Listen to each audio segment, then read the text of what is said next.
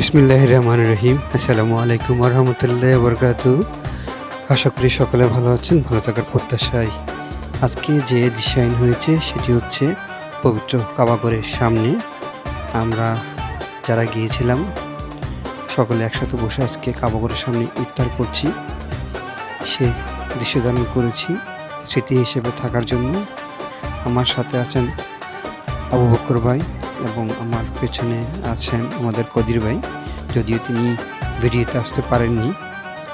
আমার জন্য জমজমের পানি আনতে গিয়েছেন, আমরা জমজমের পানি দিয়ে ইফতার করব। সকলে মিলে যে কাবা শরীফের সামনে আমরা ইফতার করতে পেরেছি আলহামদুলিল্লাহ, সেটা আসলে যে কজনের সৌভাগ্য হয়েছে বা যাদের হবে, টোটালি কিন্তু এটা আল্লাহর পক্ষ থেকে আসে।